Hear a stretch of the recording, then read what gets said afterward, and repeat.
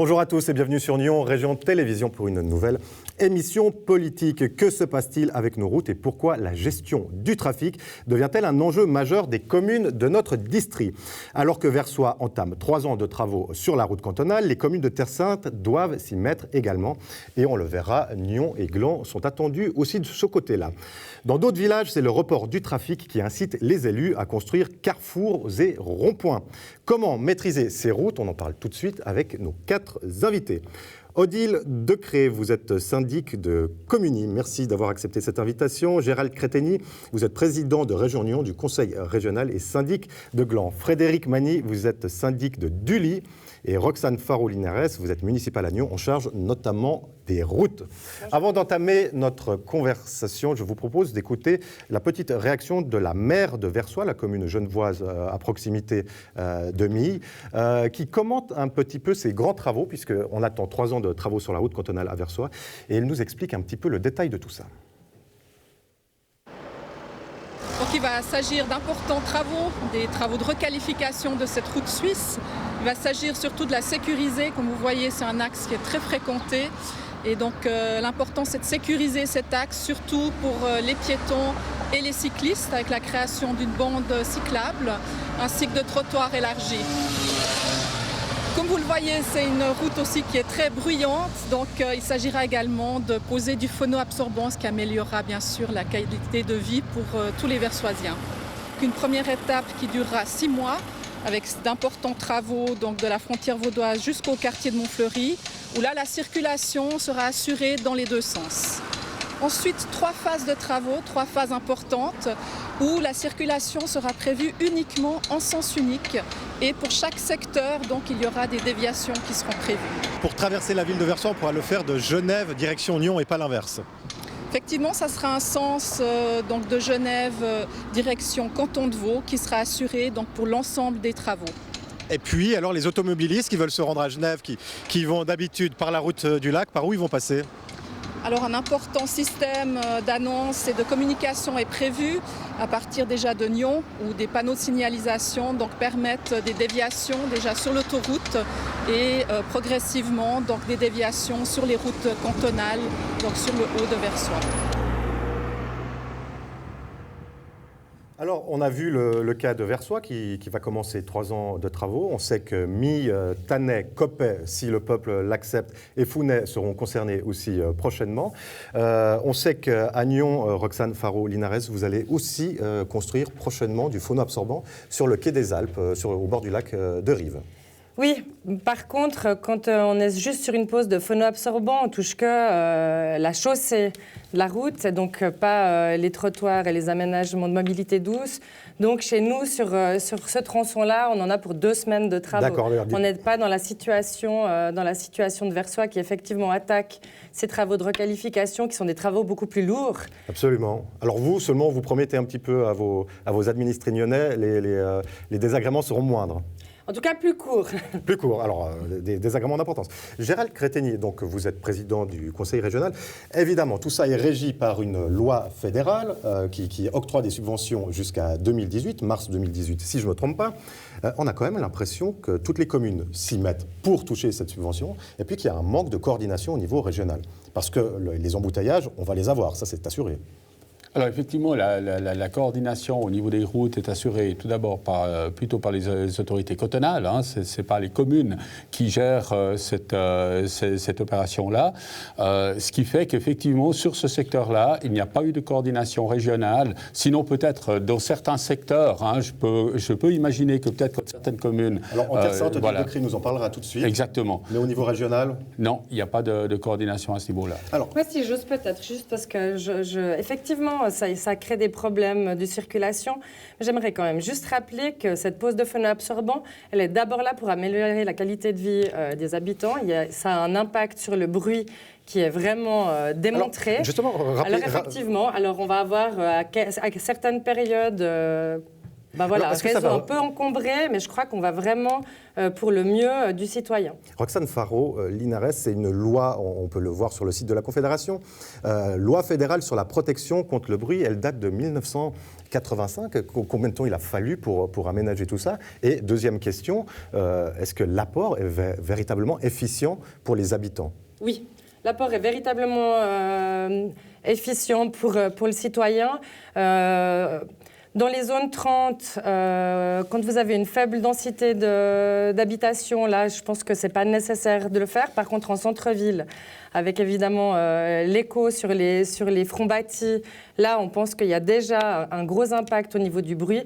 Et alors, sur les tronçons à 50 km/h, c'est d'une efficacité redoutable. Mais alors, qu'est-ce que c'est? C'est la hausse du trafic ou est-ce que c'est simplement nos oreilles qui sont devenues plus sensibles? Alors, effectivement, on a une hausse du trafic, mais qui est généralisée.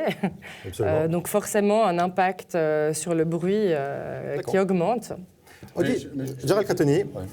Je voulais juste rajouter une chose, c'est qu'il y a diverses mesures qui sont prévues. On parle tout le temps du bruit et du phonoabsorbant. Il ne faut juste pas oublier qu'il y a la question d'analyse des autres mesures qui sont par exemple les barreaux anti-bruit, qui sont par exemple la transformation des façades avec l'ajout de fenêtres isolées, etc. Donc il y a toute une série de mesures et qui touchent des immeubles qui sont construits avant 1985, si je ne me trompe pas. Ceux qui ont été construits après, finalement, sont réputés déjà finalement aptes aux mesures. Odile Decré, on parlait de coordination. Il se trouve que dans les villages de Terre Sainte, il a été créé une commission justement pour anticiper un petit peu tous ces travaux. Oui, alors j'aimerais juste revenir sur une des choses qui était mentionnée tout à l'heure par Gérald Cratoni. Pour ce que le canton coordonne, il s'agit bien des routes cantonales. Il faut que les choses soient quand même précisées à ce niveau-là. Ce n'est pas le canton qui va venir nous dire vous devez refaire le chemin X ou Y soit en ville de Nyon ou dans Pour le coup de la route du lac, c'est bien une route cantonale. Alors, pour le coup de la route du lac, mais évidemment, la RC1, ce n'est pas moi qui vais en parler. N'étant pas commune territoriale concernée, je serais assez malvenue. Ce qui s'est passé, c'est qu'effectivement, c'était intéressant de voir dans le début de cette émission le petit reportage à Versoix, parce qu'en fait, c'est les premières informations concernant les travaux sur le tronçon sur Versoix qui ont fait que les communes de Terre Sainte se sont regroupées d'abord pour prendre connaissance des informations qui étaient données. Mais vous êtes alerté depuis quand de ces travaux à Versoix? Ça fait pas si longtemps que ça, c'était le tout début de l'automne passé. Vous dire qu'il y a aucune communication entre les cantons? C'est pas toujours très bien coordonné. C'est un peu surprenant vu qu'on est censé vivre dans un grand Genève, en tout cas nous avec le district de Nyon par rapport à Genève. Mais enfin bon, là, il y a eu un petit couac de coordination et de communication qui a été réparé depuis. Et puis ce qui s'est passé, c'est qu'en fait on s'est rendu compte que finalement par rapport au message qui a été donné de manière commune de la part des communes de Terre Sainte et du canton de Vaud, le canton de Genève a assez vite fait les petites modifications nécessaires par rapport aux modifications de tracé ou à ces questions de il va y avoir un itinéraire prévu, vous allez communiquer. Alors ça, c'est une chose, mais à côté, du coup, on s'est dit, mais nous, évidemment, tous motivés à mettre du phonoabsorbant en espérant obtenir évidemment un peu de récupérer des subventions, on en a profité pour se revoir et puis pour... avec l'aide d'un bureau d'ingénieurs, de mettre sur un plan, mais vraiment c'est un outil extrêmement simple, c'est un inventaire très très simple, on ne voulait pas mettre en place une usine à gaz, mais on voulait se coordonner. Et ça a un impact typiquement sur mon village parce qu'on voulait finir la traversée avec la RC6, la traversée du village qui fait en gros d'Yvonne-Mille. Et puis la deuxième partie qu'on voulait faire cette année, on la reporte à l'année prochaine du fait... de l'entier des travaux. De vous-même, vous avez choisi de retarder certains travaux pour ne pas créer d'embouteillage. Alors, on a décidé d'un certain nombre de critères et il se trouvait que certains travaux étaient non seulement les préavis dans certaines communes avaient passé devant les organes délibérants et avaient été validés et les travaux, tout était prêt. Et il y a encore la question spécifique. Je vais revenir vers vous tout de suite. J'aimerais quand même juste donner la parole à Frédéric Magny. Bonjour. Vous semblez un peu moins concerné. On parlera de votre village pour pour d'autres raisons dans quelques minutes. Il n'empêche, la route cantonale, elle continue, elle passe sur votre territoire. Alors nous, on a anticipé, ça fait plus de 10 ans que nous avions contacté le canton pour demander de refaire le trottoir qui était le long de la route cantonale, qui était catastrophique. Et le canton a retardé d'année en année, argumentant une volonté de synchroniser toute la RC1 pour arriver à de la qualité de trottoirs, mais également pistes cyclables et bandes cyclables. Et en finale, le projet a enfin pu être accepté seulement en 2015. On les avait contactés en 2007 pour réaliser ça.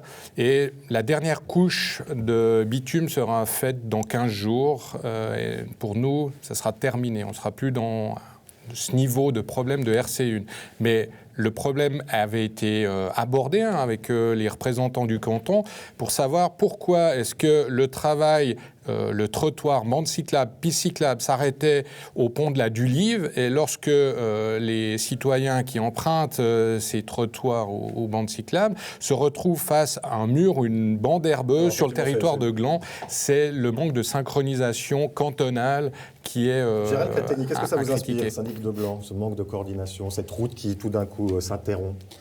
Elle ne s'interrompt pas. Non, mais je vais vous dire très honnêtement, c'est marrant d'ailleurs que M. Mani parle de cela de cette façon-là, parce que nous, on s'est interrogé à Gland, de se dire, mais pourquoi est-ce qu'ils viennent maintenant avec ce projet de requalification, alors qu'on a ce projet de requalification de la RC1 depuis, finalement, enfin, pour absolument tout le district, et en allant quasiment jusqu'à Morges. Donc là, la question s'est posée à l'inverse. Maintenant, je profite, puis j'ai la parole.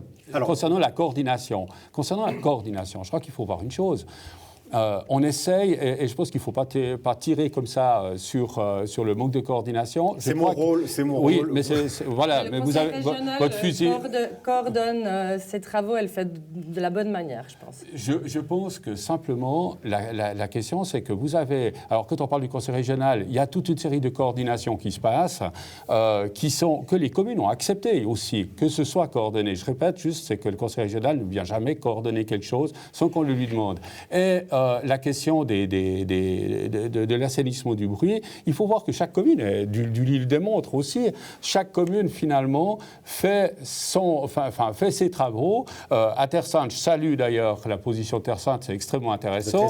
Mais par exemple à Gland, pour parler de Gland, la question du revêtement phono-absorbant touche finalement un endroit qui ne va poser aucun problème, qui ne posera aucun problème, surtout aux communes qui se retrouvent alentour, aux communes voisines. Je reviendrai sur vos travaux sur l'axe Est à Gland pour introduire cette problématique. Justement, autre problème avec ce trafic, c'est le report sur les villages du trafic qui d'ordinaire passait peut-être par l'avenue du Mont-Blanc à Gland. Alors chez vous, c'est un cas précis, Frédéric Mani. À Dulive, vous venez d'investir 540 000 francs pour, qu'est-ce que c'est, un rond-point, un carrefour, c'est un obstacle qui permet de limiter la vitesse du trafic et puis de rendre un peu plus agréable la situation des voisins de cette croisée.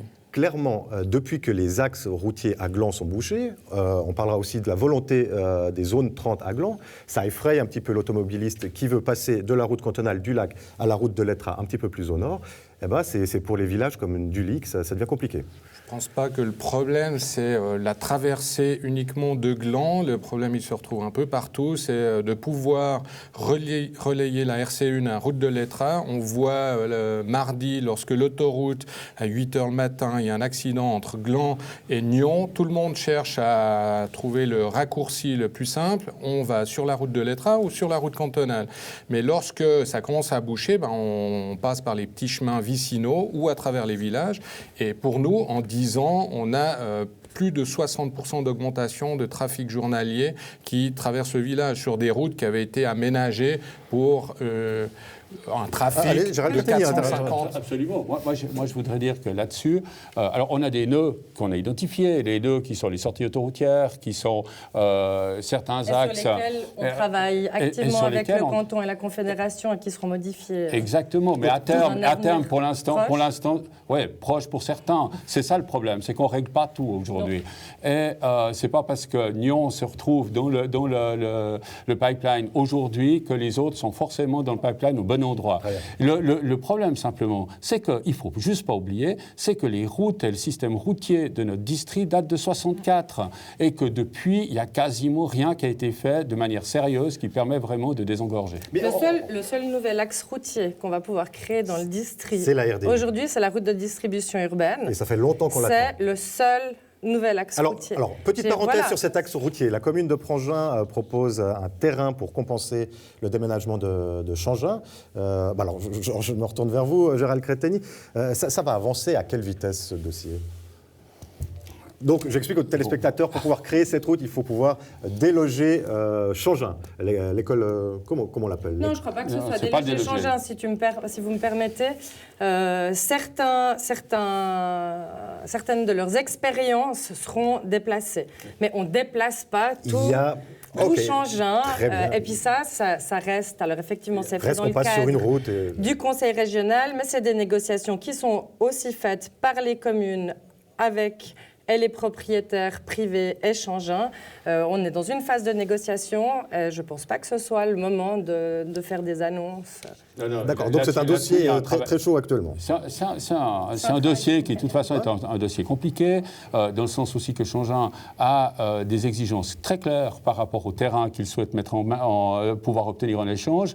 Tous ces travaux ont été faits, les études ont été faites, les terrains identifiés. Donc là, moi, je dirais plutôt que ça avance plutôt positivement dans ce sens-là. Ça avance positivement. L'étude de faisabilité arrive à terme. On va pouvoir la déposer au canton. Les choses avancent, mais effectivement... Exact. Et est-ce que c'est bien la seule route, donc, comme vous disiez, qu'on pourra construire ces prochaines années ? Je pense. D'accord.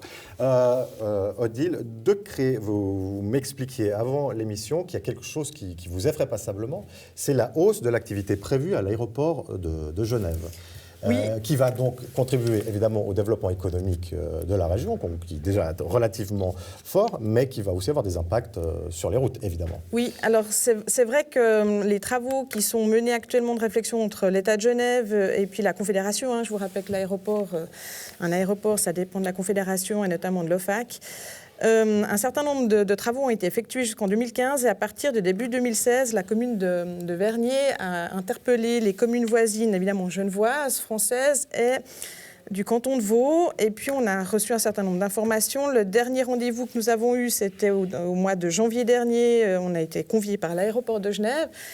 Il y avait notamment un représentant du Conseil d'État genevois. Mais vous nous confirmez que cette hausse, elle est actée, que c'est un désir économique qui va s'implanter sur l'aéroport ? Acté définitivement, pas encore, parce que la dernière prise de position, elle revient à la Confédération.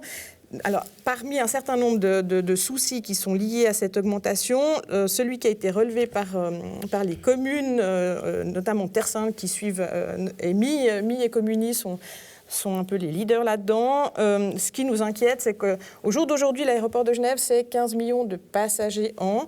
Ce qui est prévu par l'OFAC, c'est 25 millions à l'horizon 2030. Voilà, alors soyons concrets. Qu'est-ce que ça va changer sur la vie de votre village, sur le trafic à l'intérieur de Communy ? C'est ça. Communy, pour ceux qui connaissent, on est vraiment un axe de transit. On est au milieu de la Terre Sainte et pas seulement.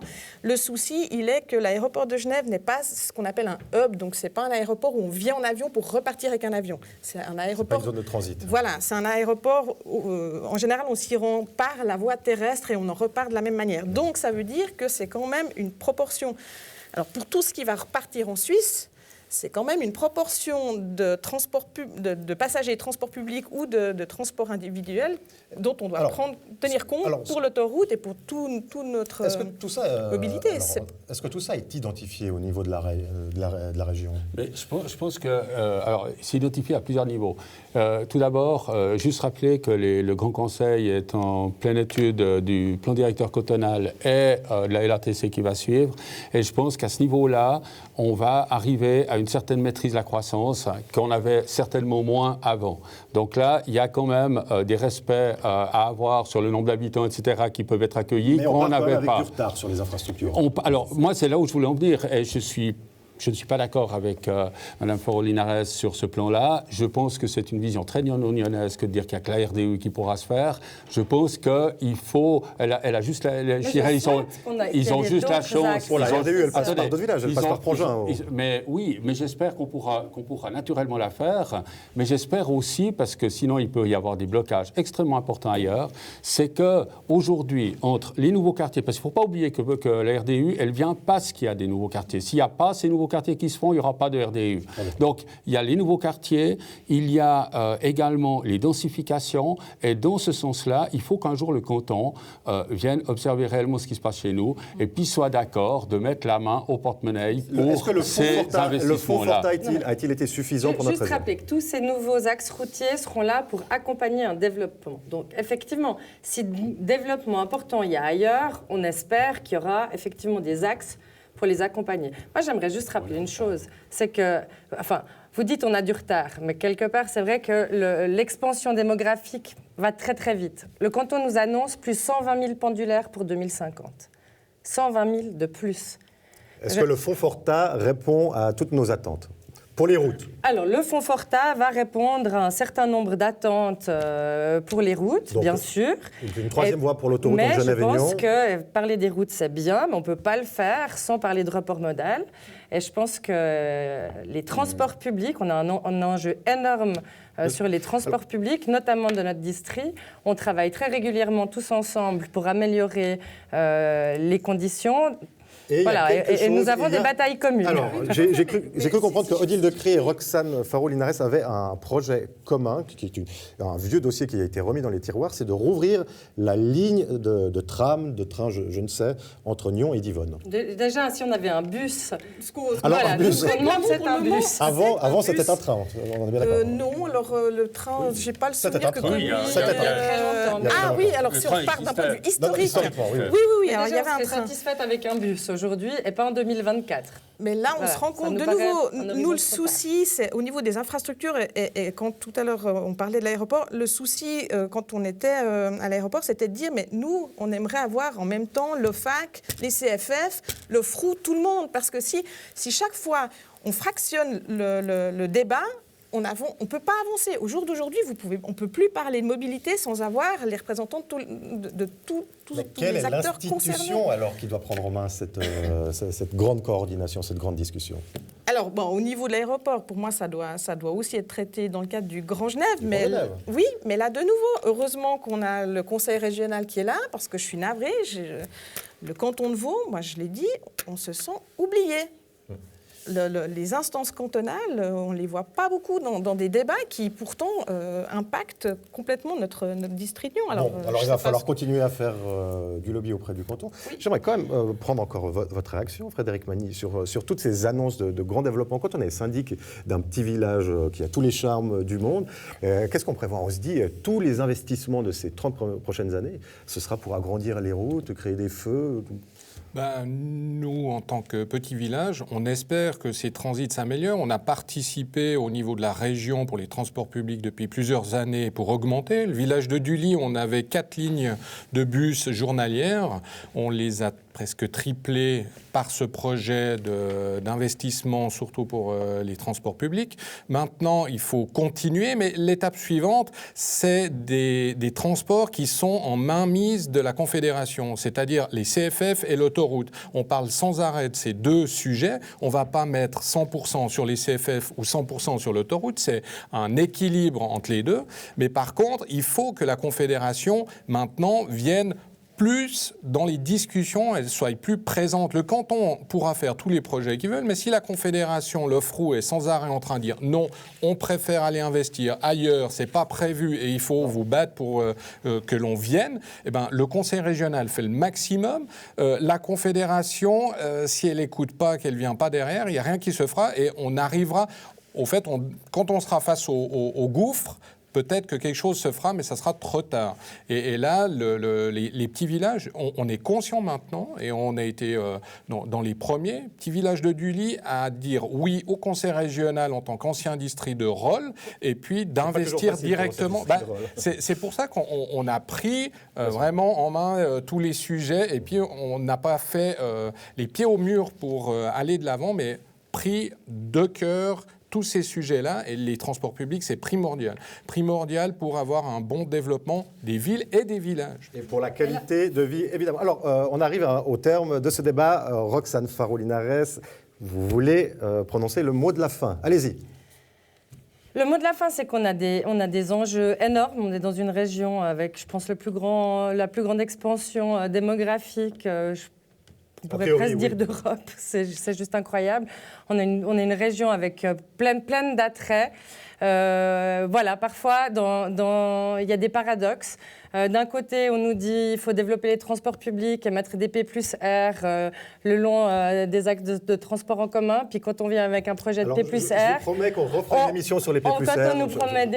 Quand on veut aménager un P+R, ben là, la loi sur l'aménagement du territoire ne nous permet pas de le faire en zone agricole. Donc voilà, il y a plein de paradoxes, mais on a des beaux enjeux à défendre tous ensemble. Et je crois que c'est là, surtout, le mot de la fin, c'est tous ensemble. Alors, tous ensemble, évidemment, j'ai taquiné un petit peu le conseil régional. Vous avez bien compris que c'est le rôle du journaliste que de le faire. Est-ce qu'on peut quand même dire que les automobilistes qui travaillent à Genève vont devoir quand même galérer quelque temps? On peut le dire. Qui prennent le train. Qui prennent le train. Alors voilà, tous ces travaux sur... Qui prennent le train si le canton arrive à nous garantir, la Confédération arrive à nous garantir que la ligne Lausanne-Genève s'améliore. Voilà, donc vous l'aurez compris, tous ces travaux sont une vaste conspiration visant à ce que vous preniez les transports en public. Gérald Crétegny, Odile Decré, merci beaucoup d'avoir été présent. Frédéric Magny, Roxane Farot-Linares, merci beaucoup. C'est ainsi que s'achève cette émission politique de la semaine. On se retrouve naturellement la semaine prochaine. On évoquera la pauvreté dans le canton de Vaud. Merci à tous, bonne semaine.